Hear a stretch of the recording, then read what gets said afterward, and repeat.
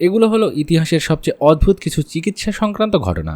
1840 সালে Robert Liston নামের একজন সার্জন পায়ের অ্যাম্পিউটেশন করছিলেন, কিন্তু তিনি এত দ্রুত কাজ করছিলেন যে ভুলবশত তার সহকারী বা অ্যাসিস্ট্যান্টের আঙুল কেটে ফেলেন এবং কাছে থাকা একজন দর্শকের গায়েও ছুরির আঘাত লাগান।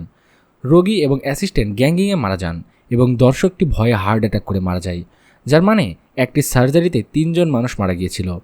1962 সালে তানজানিয়ার একটি বোর্ডিং স্কুলের 3টি মেয়ে অনিয়ন্ত্রিতভাবে হাসতে শুরু করে এবং তারা আরও 95 জন শিক্ষার্থীকে সংক্রমিত করে, যারা টানা 18 মাস ধরে বিরতিহীনভাবে হাসতে শুরু করেছিল, যতক্ষণ না ডাক্তাররা বুঝতে পেরেছিলেন যে এটি মূলত স্কুলটির কারণে হওয়া একটি মাস হাইস্টেরিয়া ছিল, যা এই হাসির কারণ হয়ে দাঁড়িয়েছিল।